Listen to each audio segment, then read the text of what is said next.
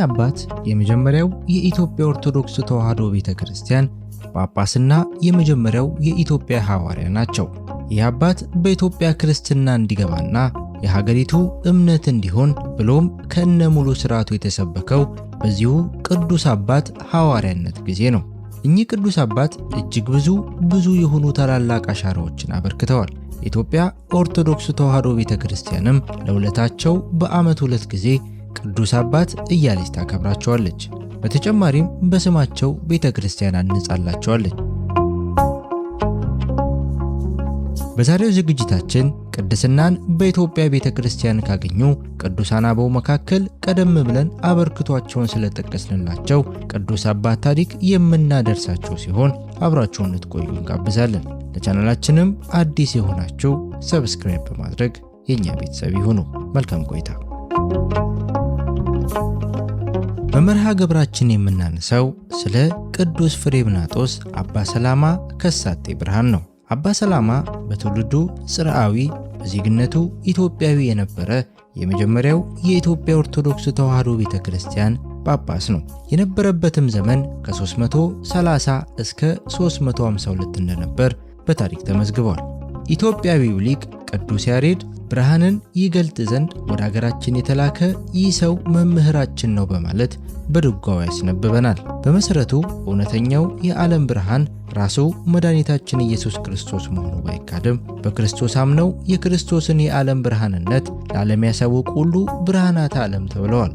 ቅዱሳን ሐዋርያት ብርሃናተ ዓለም እንደሆኑ በወንጌል ተጽፏል። ማቴዎስ ምዕራፍ 5 ከቁጥር 14 ላይ እናገኘዋለን። በዚህም አንጻር የመጀመሪያው የኢትዮጵያ ሐዋርያ ቅዱስ ፍሬምናጦስ ከሳቴ ብርሃን ወይም ብርሃነ ኢትዮጵያ እየተባለ ይጠራል።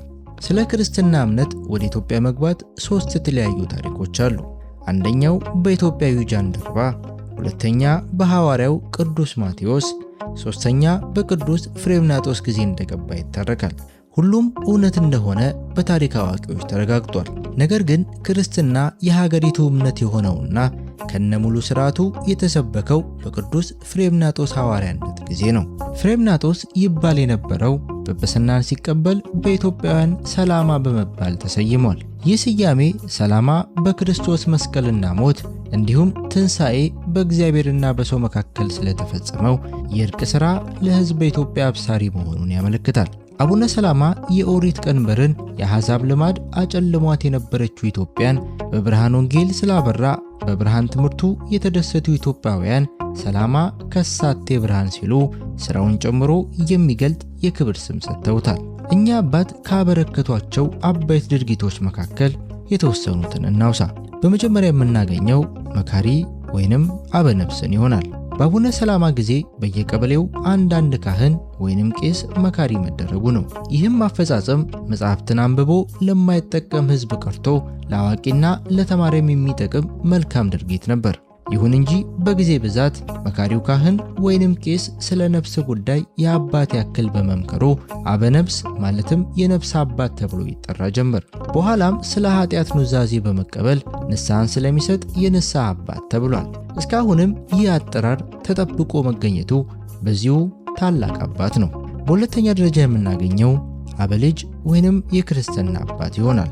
አበልጅ ማለት የሚጠመቀውን ተጠማቂ በእግዚአብሔር መንገድ እየመራ እንዲያሳድገውና እንዲያስተምረው እንደ ዋስ ወይም እንደ ተያዥ ሆኖ በቤተ ክርስቲያን ፊት መቀበሉን የሚያረጋግጥ ምዕመን ነው። ይህ ሥርዓት ከመጀመሪያዋ የኢትዮጵያ ኦርቶዶክስ ተዋሕዶ ቤተ ክርስቲያን ጋር አብሮ ተመስርቷል። ይህም የእሳቸው አበርክቶ ነው። በሦስተኛ ደረጃ ቅዱሳን መጻሕፍትን በተመለከተ ያላቸው አበርክቶ ሲሆን በአቡነ ሰላማ ከሳቴ ብርሃን ጊዜ ቅዱሳን መጻሕፍት ከግሪክ ከሰብዓ ሊቃውንት መጻሕፍት ወደ ግዕዝ ተተርጉመዋል። አቡነ ሰላማ ለኢትዮጵያ ካበረከቷቸው ታላላቅ ሥራዎች አንደኛው ቅዱሳን መጻሕፍትን መተርጎማቸው ነው። በሌላ መልኩ የምናነሳላቸው አበርክቶ ደግሞ ቋንቋን በተመለከተ ሲሆን የጥንቱ ግዕዝ ዛሬ እንደምናነበው ከካዕብ እስከ ሳበ ያለው ድምፅ በፊደሉ አልነበረም። ዳሩ ግን ግዕዙን ብቻ አናጋሪ አድርጎ ይነበብ ነበር። ለምሳሌ ሐወለተ አክሰመ ሐውልተ አክሱም ማለት ነው። በዚህ ሁኔታ ቅዱሳን መጻሕፍትን ለመተርጎም አስቸጋሪ ስለሆነበት አቡነ ሰላማ ከኢትዮጵያ ብሔራውያን ሊቃውንት ጋር ተመካክሮ በጥንታዊት የፊደል ቅርጽ መሰረት ከካዕብ እስከ ሳብ ያለውን ትምህርተ ድምፅ ወይንም ዋይል አዘጋጀ። ከዚህ በኋላ ቅዱሳን መጻሕፍትን የሃይማኖትን ቋንቋ ወይም መሰረት ከሆኑት ከዕብራይስጥና ከግሪክ ቋንቋ ሳይቀር ተርጉሞ ጻፈ። ይህም ታላቅ አበርክቷቸው ነው። በመጨረሻም የምናየው አበርክቷቸው የሃይማኖት ትምህርትን በተመለከተ ነው። ከሳቴ ብርሃን ሰላማ ያመጣልን ትምህርት ሃይማኖት በጌታችን በመድኃኒታችን በኢየሱስ ክርስቶስ የተመሰረተው በሐዋርያት የተሰበከው በ325 ዓመተ ምህረት በኒቅያ ማለትም በ318 ኦርቶዶክሳውያን ሊቃውንት የጸናው ትምህርተ ሃይማኖት ነው። አቡነ ሰላማ በእግዚአብሔር ፍቃድ ለኢትዮጵያ ቤተክርስቲያን ሐዋርያ ከመሆኑም ጋር ብዙ በረከቶችን ስላስገኘላት በዓመት 2 ጊዜ ሐምሌ 26 እና ታኅሳስ 18 ቀን ቅዱስ አባት ብላ ታከብራቸዋለች። በስሙም ቤተክርስቲያን አንጻለች። በክልል ትግራይ በአቡነ ሰላማ ስም የታነጹ 3 አብያተ ክርስቲያናትም ይገኛሉ። ከሳቴ ብርሃን ሰላማ ለኢትዮጵያ ቤተክርስቲያን ቀዳማዊ ሐዋርያ መሆኑ በኢትዮጵያ ብቻ ሳይሆን በዓለም አቀፍ ደረጃም የታወቀ ነው። ስለሆነም የኢትዮጵያ ኦርቶዶክስ ተዋሕዶ ቤተክርስቲያን ይህን ታላቅ መምህር አባ ሰላማ ከሰተለነ ብርሃነ ዜናሁ ለመድኃኒነ፣ አባ ሰላማ ብርሃን የሆነ የመድኃኒታችንን ዜና ገለጠልን እያለች የወንጌል መልእክተኝነቱን ቅዱስነቱን ትመሰክራለች።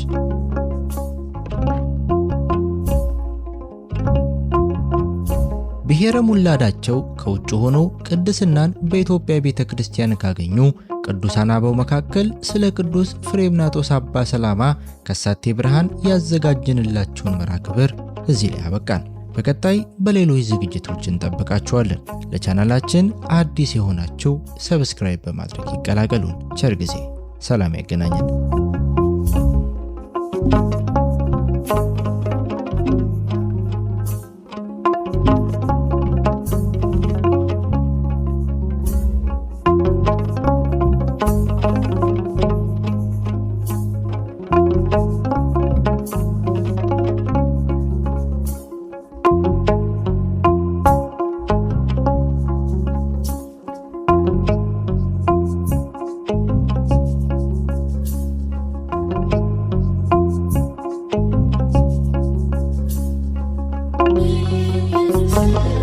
Thank you.